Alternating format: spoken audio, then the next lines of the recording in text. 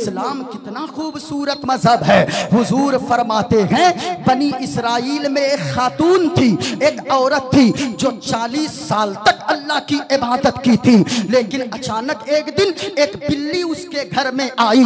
मैं शहर में बोल रहा हूँ, पढ़े लिखे लोग मौजूद हैं, मेरी बातों को नोट करते जाइएगा।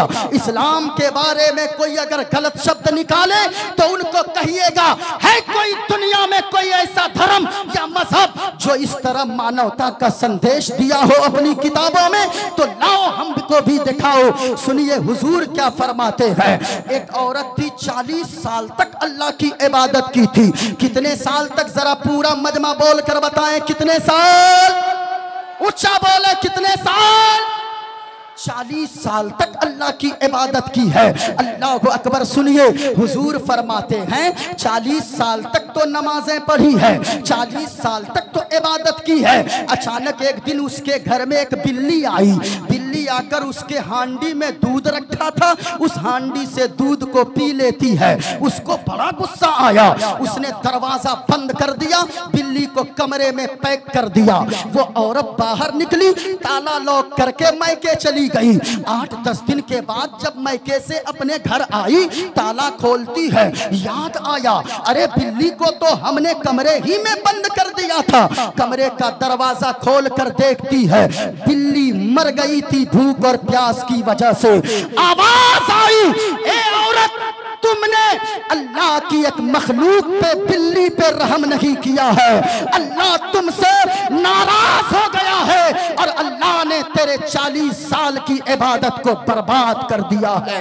अल्लाह को अकबर। ये तो तस्वीर का एक रुख आपने देखा, और आगे चलिए। एक खातून, हुजूर फरमाते हैं एक खातून थी बनी इसराइल में। वो खातून बड़ी पापी थी, बड़ी गुनहगार थी, बहुत ज्यादा बदकिरदार थी, 40 साल तक गुनाहों में मुलव्विस थी। इतनी बड़ी गुनहगार कि किसी रास्ते से अगर गुजरती थी, छोटे छोटे बच्चे देखकर कहते थे अरे भागो भागो, एक बदकिरदार औरत आ रही है, कहीं उसका साया हमारे जिस्म में पड़ गया तो कहीं अल्लाह हम पर भी अजाब ना नाजिल फरमा दे। इतनी बड़ी गुनहगार, इतनी बड़ी बदकिरदार, इतनी बड़ी पापी एक रास्ते से गुजर रही थी। सख्त धूप है, सख्त गर्मी है। अचानक एक कुआं नजर आया। कुएं के करीब जाती है, देखती है क्या कि एक कुत्ते का बच्चा, कुत्ते का एक पिल्ला, वो अपने जबान से प्यास की वजह से, जबान लटकाकर पानी न मिलने की वजह से कीचड़ को वो चाट रहा है। इसको दया आ गई, इसको रहम आ गया। रस्सी तलाश करती है, रस्सी नहीं मिली। डोल तलाश करती है, डोल भी ना मिली। इसको एक तरकीब सूझी, अपने कंधे से दुपट्टा को उतारती है, दुपट्टा को उतार कर फाड़ फाड़ कर रस्सी बनाती है और रस्सी जोड़ जोड़ कर कुएं के अंदर जाने के बराबर रस्सी दुपट्टा फाड़ कर बनाती है। अपनी जूती को उतारती है, उस रस्सी को उस जूती में बांध देती है, कुएं के अंदर डालती है। उधर से पानी निकालती जाती थी और कुएं से जब पानी जूती में बाहर लाई तो कुत्ते के पिल्ले के मुंह में टपकाती जाती थी। हुजूर फरमाते हैं इधर वो कुत्ते के बच्चे के मुंह में वो पानी का कतरा टपकाती जा रही थी, इधर कुत्ते के बच्चे की प्यास बुझती जा रही थी, उधर अल्लाह की रहमत झूमती जा रही थी, उधर अल्लाह की रहमत झूम रही थी। आवाज आई, ए औरत, तूने 40 साल तक तो गुनाह किया है, गुनाहों में गुजारा है, लेकिन कुत्ते के एक बच्चे की प्यास को तुमने बुझा दिया। ये अदा अल्लाह को इतनी पसंद आ गई कि तुझसे तेरा अल्लाह भी राजी हो गया, अल्लाह के रसूल भी तुझसे राजी हो गए। नारे तकबीर, नारे रिसालत, पत्ती पत्ती फूल फूल, जिक्रे इमामे हुसैन, आमदे सैयद मुजाहिद अशरफ साहब क़िबला। ये हमारा इस्लाम है। अब जरा सुनिए, हमारा इस्लाम कहता है लोगों हलाल खाया करो, हराम मत खाया करो। भूखा रहना पड़े भूखा रह लो, लेकिन तुम हराम का एक दाना खाना अपने मुंह में मत उतारो, अगरचे तुम्हें मर जाना पड़े भूखा, लेकिन हराम को हाथ मत लगाओ, खुद भी मत खाओ, अपने बच्चों को भी मत खिलाओ। एक बात हमेशा याद रखिएगा, हलाल में अल्लाह ने बरकत रखी है, हराम में अल्लाह ने बरकत नहीं रखी है। ये बातें थोड़ी कड़वी जरूर होगी, लेकिन अपने दिल में जगह दीजिएगा। हलाल में अल्लाह ने बरकत रखी है, हराम में अल्लाह ने बरकत, पूरा मजमा बोलिए, हराम में बरकत नहीं, अल्लाह ने नहीं रखा है। हलाल कमाइए, हराम कमाल की कोई गारंटी नहीं है। बहुत सारे लोगों को हमने देखा है मेरे भाई कि उनका बाप वो हराम के चक्कर में, बहुत सारे लोग आज ये सोचते हैं, सैयद साहब हुजूर किबला, आज लोग ये सोचते हैं अरे बाप रे बाप, बेटे के लिए अगर 5 मंजिला मकान छोड़कर नहीं जाऊंगा तो फिर मेरे बच्चे का आगे क्या होगा। अगर बेटी के लिए अगर मैंने दुकान खोल के न दिया, मेरी बेटी का क्या होगा। अगर 10 बीघा जमीन खरीद कर बेटे के नाम पे नहीं किया, मैं मर जाऊंगा, मेरे बच्चों का क्या होगा। याद रखना, हलाल अगर अल्लाह ने तौफीक दिया है, हराम मत कमाइए, वरना ऐसे लोगों को हमने देखा है जो जमीन खरीदने के चक्कर में नमाज छोड़ा और वो तो अपनी जिंदगी को बर्बाद ही किया। एक बात और मैं कहूंगा, यहाँ जितने लोग बैठे हैं, खास तौर से कमेटी वालों से मैं कहूंगा, कमेटी वालों, सच्चे हुसैनी आप उस वक्त होगे जबकि आप 5 वक्त नमाज की पाबंदी करते नजर आओगे। अगर यहाँ जितने लोग बैठे हैं, जलसा में 5 लाख आपने खर्च किया, अगर आप नमाजी नहीं बने, आपका जलसा करवाना बेकार है। पूछिए सैयद साहब से, ये फरमाएंगे मैदान महशर में सबसे पहले अगर किसी चीज के बारे में पूछा जाएगा तो वो नमाज के बारे में पूछा जाएगा। अगर कोई खुदा ना खास्ता महफिल में नहीं आया, अल्लाह ये नहीं पूछेगा तू महफिल में क्यों नहीं आया, लेकिन अगर नमाज नहीं पढ़ा है, अल्लाह पूछेगा बगल में मस्जिद थी, तू नमाज के लिए क्यों नहीं गया। इसलिए सच्चा हुसैनी असल में वो नहीं होता जो रात भर नारा लगाता है, और ये आखिरी पैगाम, सच्चा हुसैनी वो होता है जो नारा भी हुसैन का लगाता है, और जब आजान होती है तो मस्जिद में नमाज के लिए भी जाता है। वो सच्चा हुसैनी होता है।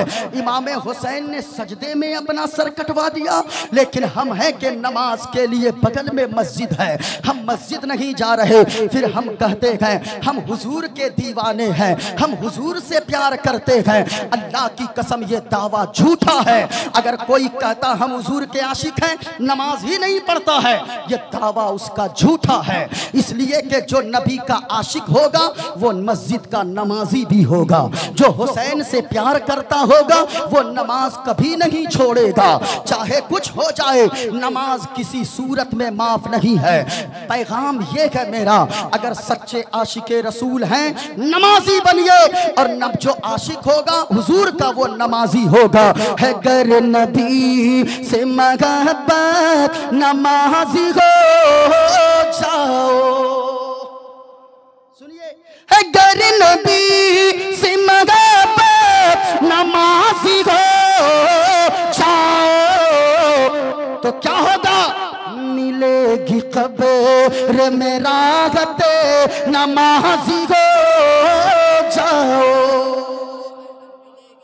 और एक शेर सुनिए, आप भी सुने, माँ बहनों तुम भी सुनो। अजान सुन के जो कामों को बंद करते हैं, आज बड़ा अलमिया है सैयद साहब, इस इलाके में खास तौर से, मैं तो बाहर ज्यादा नहीं जानता लेकिन इस इलाके को जानता हूँ। आजान हो रही है मस्जिद में, लोगों के मोबाइल बंद नहीं होते हैं, बताओ सच्ची बात है कि नहीं। आजान होती रहती है लेकिन टीवी की स्क्रीनें बंद नहीं होती है। IPL चल रहा हो, T20 चल रहा हो, या कोई वर्ल्ड कप का मैच चल रहा हो, आवाज तो कम होती है लेकिन स्क्रीन बंद नहीं होती है। कहीं एक ओवर न छूट जाए, कहीं 2 ओवर न छूट जाए, मुअज्जिन साहब बड़ी आराम आराम से आजान देते गए, यहाँ लोग कहते नजर आते गए। लेकिन याद रखना लोगों, आजान की जो बेहुरमती करता है, बातचीत भी आजान के वक्त न किया करें। और ये बहुत बड़ा मैसेज दे रहा हो, बहुत बड़ा पैगाम दे रहा हो। आजान अब तक आपने जो किया किया, लेकिन जलसे में आए हो, हुसैन के नाम पर आप वादा करके उठो। आजान होने लगे तो फिर आप मोबाइल ना चलाना, आजान होने लगे तो फिर मोबाइल को बंद कर देना, टीवी के स्क्रीनों को बंद कर देना। अगर गपशप कर रहे हो तो बातचीत को बंद कर देना। माँ बहनों, मैं तुमसे भी कहूंगा, आजान की आवाज सुनने लगो तो झाड़ू लगा रही हो, थोड़ी देर रुक जाना। आटा गोंद रही हो, थोड़ी देर रुक जाना। बिस्तर लगा रही हो, थोड़ी देर रुक जाना। आजान का जवाब दे देना, क्योंकि मुस्तफा फरमाते गए, जो आजान की बेहुरमती करता है तो डर है कि मरने से पहले कहीं अल्लाह उसके ईमान को न छीन ले, वो बेईमान होकर मरेगा, इस बात का डर है। इसलिए नौजवानों, अगर आजान होने लगे बातचीत ना किया करो। अगर आजान होने लगे खेल रहे हो तो खेल को बंद कर दो, बातचीत को बंद कर दो, कामकाज को बंद कर दो, आजान का जवाब देने लगो। अगर ऐसा करोगे तो क्या होगा? सुनो सुनो, आजान सुनी कि जो काम को बल्द करते हैं, उसे पुकारेगी जन्नत, नमाजी हो जाओ। उसे पुकारेगी जन्नत, नमाजी हो जाओ। और सुनिए, मैंने शुरू में बताया, लेकिन एक बात छूट गई थी, आप लोगों को याद? अब कैसे करूंगा जब खत्म कर दें? 2 बजे रात में बोलते हैं आप। हाँ, सुनिए सुनिए, अरे भाई, इससे कोई फायदा नहीं है ज्यादा। फायदा हुजूर की हदीस को सुनिए, उससे जिंदगी संवर जाएगी। हाँ? मैं तो ये इसलिए पढ़ता हूँ, दावे से कहता हूँ, ऐसी किताब है इसलिए पढ़ता हूँ, दिखाता हूँ लोगों को कि देखो तुम्हारी किताब में क्या लिखी गई है। तुम्हारे किताब में लिखी हुई है, देखिए लिखा गया है, यो माम जमनादिम शवेति लोक महेश्वरम। कहा गया जो पैदा करने वाले को ये मानता है कि उसका जन्म हुआ है, यो माम जमनादिम शवेति लोक महेश्वरम असमूढ़ा समर्थेषु सर्वपापे है परमुच्यति। कहा जो ये मानता है कि जिसने जमीन आसमान सूरज चांद सितारे सारी चीजों को पैदा किया है उसका जन्म हुआ है, अगर ये मानता है वो बेवकूफ है। और जो अजन्मा जानता है असमूढ़ा, वही शख्स अक्लमंद कहलाने के लायक है। और इस्लाम कहता है अल्लाह एक है, पाक है, बेऐब है, ना माँ है, ना बाप है, ना औलाद है। उसी ने जमीन को पैदा फरमाया, उसी ने आसमान को पैदा फरमाया, चांदों सूरज सितारों को पैदा फरमाया, पूरी कायनात को पैदा फरमाया। वही खालिक है, वही मालिक है, वही रोजी देता है, वही इज्जत देता है, वही मौत देता है, वही जिंदगी अता फरमाता है, वही लोगों को रोजी अता फरमाता है। ये कोई और मजहब नहीं, बल्कि अल्लाह का कुरान कहता है कि अल्लाह ही सारी कायनात का पैदा फरमाने वाला है। इसलिए पढ़ता हूँ, सुनिएगा। एक बात रह गई है, हदीस मैंने बताया था, सलासों दावातिन युस्तजाबु लहुन्ना ला शक्क फीहिन्ना। दुनिया में 3 लोग ऐसे हैं जिनकी दुआ को अल्लाह रद्द नहीं फरमाता है, बल्कि वो तीनों जब जब दुआ मांगते गए अल्लाह उनकी दुआ को फौरन कबूल फरमा लेता है। पहला हमने बताया था दावतुल मजलूम, मजलूम की दुआ को अल्लाह रद्द नहीं फरमाता है। दूसरा दावतुल मुसाफिर, मुसाफिर जब दुआ मांगता है उसकी दुआ को अल्लाह रद्द नहीं फरमाता है। तीसरा सुने कौन है?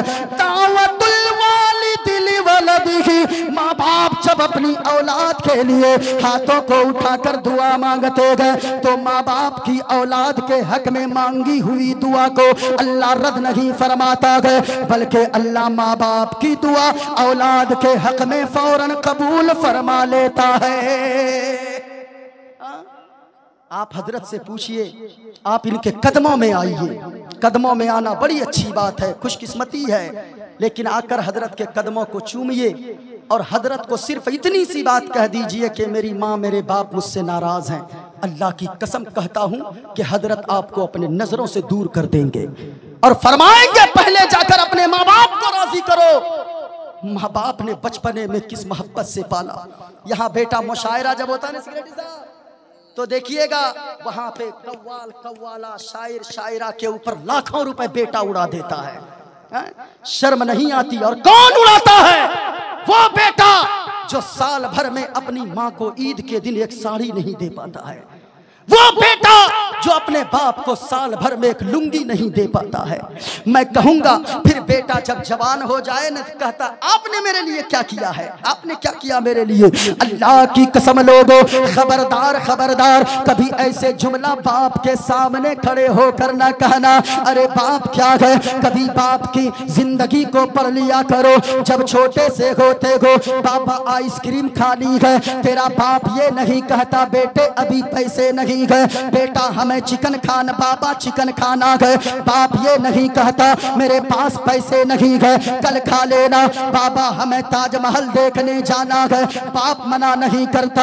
हमें कलकत्ता जाना है, बाप मना नहीं करता। कभी ये देखा है आपने, हमने अपने बाप से सवाल किया बाबा जान हमारे हाथों की लकीरें तो सलामत है, लेकिन आपके हाथ की लकीरों को क्या हो गया। वो कहने लगा बेटा हम काम करते करते, कुल्हाड़ा पकड़ते पकड़ते, कुदाल चलाते चलाते हमारे हाथों की लकीरें मिट गई है। वो लोगों, बाप एक सायादार दरख्त की तरह है, जिस दिन बाप दुनिया से चला गया ये धूप भी तुम्हें बहुत काटेगी। बाप कौन होता है? ये रेलवे स्टेशन पे रिक्शा चलाने वाला 2 बजे सुबह को 3 बजे भोर में एक बाप ही तो होता है। फलों का ठेला लगाने वाला बुढ़ापे में एक बाप ही होता है।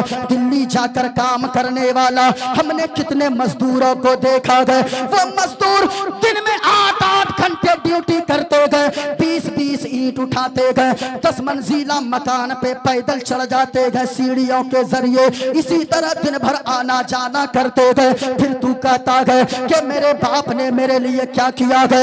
याद रखना, माँ बाप अगर कुछ ना भी दे, अगर मुस्कुरा कर दुआ दे दे, मुस्तफा फरमाते गए माँ बाप इधर दुआ के लिए हाथ को उठाते गए, अभी नीचे भी नहीं लाते गए। अल्लाह ताला माँ बाप की उठे हुए हाथों के सदके में बेटे की हक में मांगी हुई दुआ को फौरन कबूल फरमा लेता है। माँ बाप की दुआएं लीजिए, वरना गरीब नवाज के बारगाह में जाकर 10,000 की चादर बेटा चढ़ाता है। देग में, बड़े देग छोटे देग में 15-15 हजार डाल देता है। हमारे सामने में एक बेटा डाल दिया 15,000, और उसकी हकीकत मैं जानता हूँ। 5 भाई है, 5 में से कोई माँ बाप को नहीं खिलाता है। अल्लाह अकबर, क्या गरीब नवाज राजी हो जाएंगे?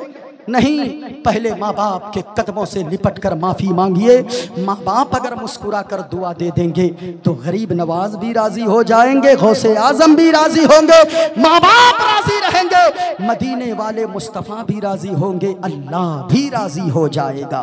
माँ बाप की दुआएं लीजिए, अल्लाह ताला हम सब की हाजिरी को कबूल फरमाए। 1-2 शेर शाही बाई की फरमाइश पढ़ देता हूँ, जरा हाथों को उठाकर पूरा मजमा बोले सुभान अल्लाह। ऐसे नहीं, हाथों को उठाकर बोले या रसूल अल्लाह, और बुलंद आवाज से या रसूल अल्लाह। सुनिएगा, हम यहाँ आए हैं ना तो एक अकीदा लेकर आए हैं, और इसमें आप सुभान अल्लाह बोल सकते हैं। जबान कोई भी हो, बात मदीने वाले मुस्तफ़ा की होनी चाहिए।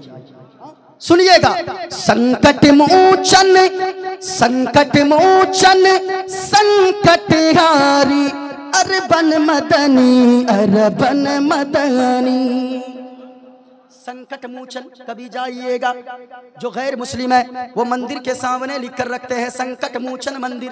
संकट मोचन क्या मतलब? यानी हमारे दुख को दूर कर दो, हमारी तकलीफ को दूर कर दो। सुनो सुनो, संकट मोचन, लेकिन नबी का दीवाना ये कहता है, अगर इसको अरबी में कह दिया जाए या रसूल अल्लाह उन्जुर हालना, या हबीब अल्लाह इस्मा कालना। सुनिएगा, संकट मोचन संकट हारी, अरे बन मदनी, अरे बन मदनी, कल्याण करो मोरा के कल्याणी, अरे बन मदनी, अरे बन मदनी। और या रसूल अल्लाह यहाँ जितने दीवाने बैठे गए वो यही अकीदा लेकर बैठे गए। या रसूल अल्लाह बिनती कर दो मंगल मंगल, बिनती कर दो मंगल मंगल, तोरा राज चलत गए मंडल मंडल, बिनती कर दो मंगल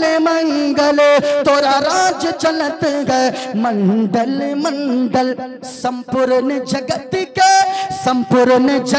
के हो पर भारी, अरे बन मदनी, अरे बन मदनी, कल्याण करो मोरा के कल्याणी, अरे बन मदनी, अरे बन मदनी।